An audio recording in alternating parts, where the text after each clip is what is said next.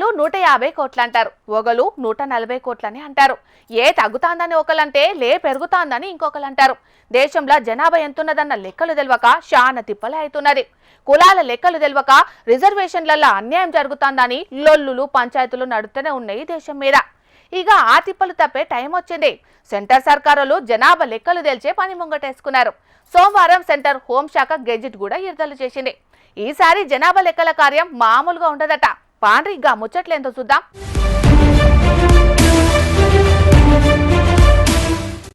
దేశం మొత్తంలా ఎంతమంది పబ్లిక్ ఉన్నారంటే ఏదో అంజాదకు చెప్పుకునుడే అయితాండే. నిన్ననా మొన్ననా శివాకర్ణ 2011లో నడిచింది జనాభాను లెక్కబెట్టే కార్యం. లెక్కకైతే మళ్ళా మొన్న 2021లో నడిచేదుండే.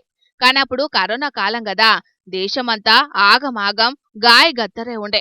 అసంటి టైంలా లెక్కల పని ముంగటేసుకునే టైం ఏడున్నది సెంటర్ సర్కారులకు. ఇక ఇప్పుడు తిమ్మతమైంది కాబట్టి ముహూర్తం పెట్టిండ్రు. ఏం తక్కువ 15 ఏళ్లకు జనాభా లెక్కలు తేల్చేందుకు సోమవారం గెజిట్ విడుదల చేసింది సెంటర్ హోంశాఖ. వచ్చే అక్టోబర్ 1 తారీఖు నాడు నడిజాం రాత్రి సంధి తొలి విడత జనాభా లెక్కలు చాలు చేస్తారట. సీమాంట జమ్మూ కాశ్మీర్, ఉత్తరాఖండ్, హిమాచల్, లడక్ ఏరియాలలో పబ్లిక్ లెక్కలు తేలుస్తారట. అటెంకా కర్మ రాష్ట్రాల లెక్కలు 2027 మార్చి 1 సంధి షురువైతే అంటున్నారు.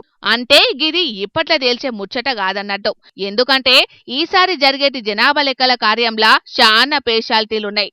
దేశ చరిత్రలనే జనాభా లెక్కలతో అన్నట్టుగా కులాల లెక్కలు కూడా తేలుస్తారట ఈసారి. రిజర్వేషన్లలా అన్యాయం జరుగుతాందని వాళ్ళొకలు వీళ్ళొకలు లొల్లు చేస్తాండ్రు కదా, బీసీల లెక్కలు తేల్చాలని రోడ్లెక్కి కొట్లాడుతున్నారు కూడా. గందికే చిట్టే సీమాంతా ఈసారి ఈ లెక్కలు కూడా బయటికి తీసే ముచ్చట కూడా ముంగటేసుకుంటున్నారు అన్నట్టు.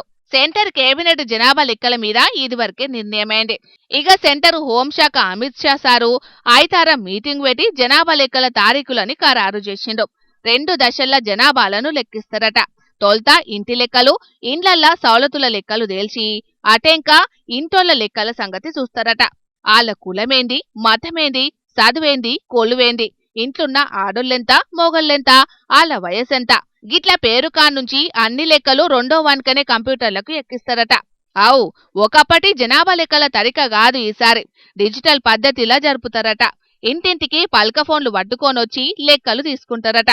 ఓపికంటే సర్కారు జనాభా లెక్కల కోసం తయారు చేసిన యాప్లా ఎవరి కాలు కూడా వివరాలు నమోదు చేసుకోవచ్చు అన్నట్టు. మంచి ముచ్చటే కదా. ఇక ఎస్సీలు ఎస్టీలే కాదు, ఓబీసీలు సహా అన్ని కులాలు కవరు చేసేటట్టు జనాభా లెక్కలతో పాటు కులగణన ఉంటదంటున్నారు. ఎందుకంటే దేశంలో జనాభా ఎంతున్నది, అందులో ఏ కులాలు ఎన్ని ఉన్నాయి అన్న ముచ్చట్లు తేల్తేనే కదా సెంటర్ సర్కారులకైనా స్టేట్ సర్కారులకైనా పాలన ఎట్లెట్లా చేయాలన్న క్లారిటీ ఉంటది. అట్లనే ఈసారి ఎన్నడూ ఎరగని రీతిలో జనాభా లెక్కల కార్యాన్ని చేయబోతున్నారు. చూడాల మరి దేశ జనాభా ఎంతున్నది, అందులో ఏ కులాలోళ్ళు ఎంతమంది ఉన్నారనేది. ఇక